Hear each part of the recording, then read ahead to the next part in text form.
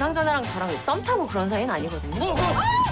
이 감정 뭐야? 가슴이 왜 이리 뛰는 것이냐? TVN 새 주말 드라마 폭군의 셰프의 인기가 심상치 않습니다. 미식 판타지 로맨틱 코미디라는 신선한 장르로 음식과 타임슬립 로맨스를 결합해 방영과 동시에 시청률이 급상승하고 있는데요.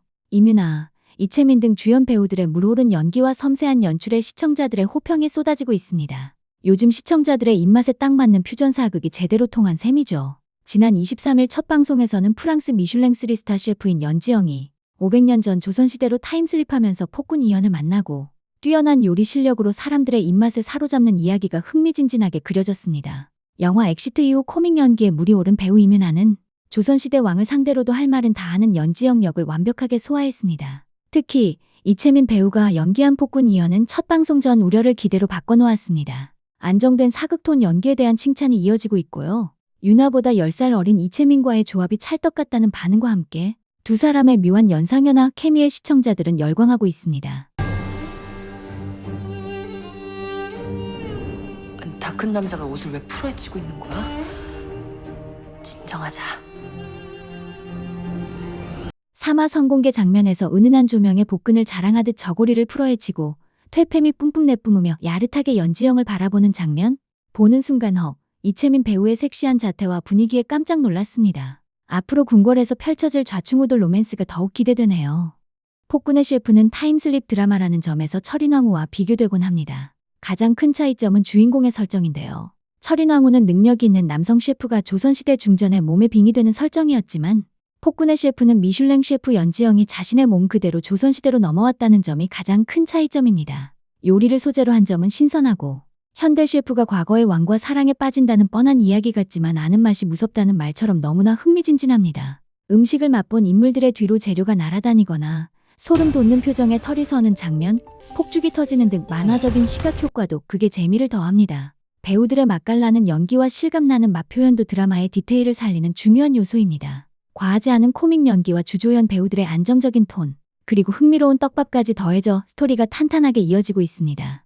1화에서는 연지영이 고추장 버터 비빔밥으로 이연의 입맛을 사로잡았고 이연은 어린 시절 자신에게 밥을 먹여줬던 어머니 패비연 씨를 생각하며 눈물을 글썽여 두 사람의 심상치 않은 관계를 예고했습니다. 2화에서는 수비드 기법을 활용한 요리로 극찬을 이끌어냈지만 결국 궁궐로 끌려가는 전개가 이어졌습니다. 이제 3화에서는 정통 프랑스 최고급 코스 요리 오트 퀴진으로 이연의 마음을 사로잡은 연지영이 대령 숙소에 임명되며 본격적인 이야기가 펼쳐질 것 같습니다.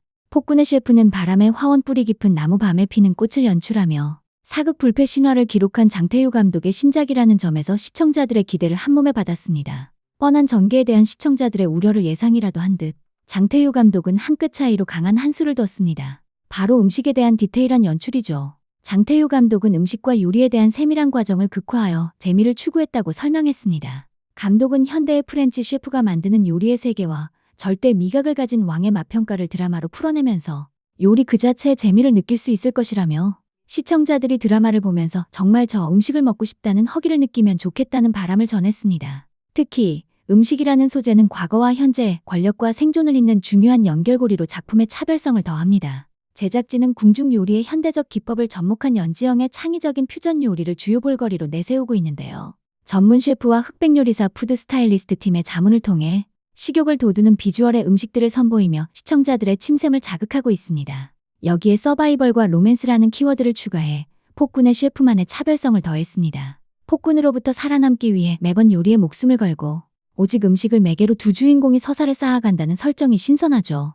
폭군의 셰프는 역사와 판타지를 절묘하게 섞어낸 드라마입니다. 연산군을 연희군으로 홍귀달을 홍경달로 실제 갑자사화는 드라마에서 갑신사화로 각색되었습니다. 이현은 연산군의 복수심과 절대 미각을 유지하되 역사적 후궁장록수는 드라마에서 강목주로 재탄생했습니다. 시대의 분위기와 왕의 폭정 등으로 미뤄보았을 때 이야기의 방향은 실제 역사와 비슷하게 흘러가는 모양새입니다. 다만 드라마의 장르가 로맨틱 코미디인 만큼 지연과 사랑에 빠진 연희군이 실제 역사와는 다른 군주로 성장하는 과정이 그려질 것으로 예상됩니다. 드라마 원작, 웹소설 연산군의 셰프로 살아남기 결말과는 다르게 각색되었다고 하니 두 주인공의 이야기가 어떻게 끝날지 기대해보셔도 좋을 것 같습니다. 3화에서는 연지영을 둘러싼 왕실 내부의 권력 다툼과 후궁 강목주의 견제가 극의 긴장감을 높일 예정인데요.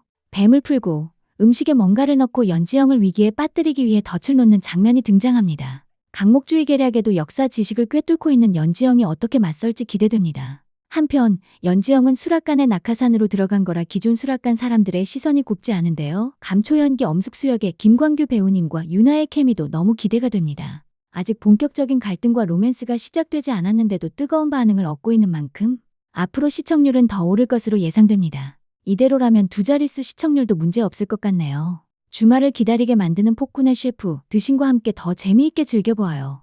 영상이 재미있으셨다면 구독과 좋아요 부탁드립니다. 감사합니다.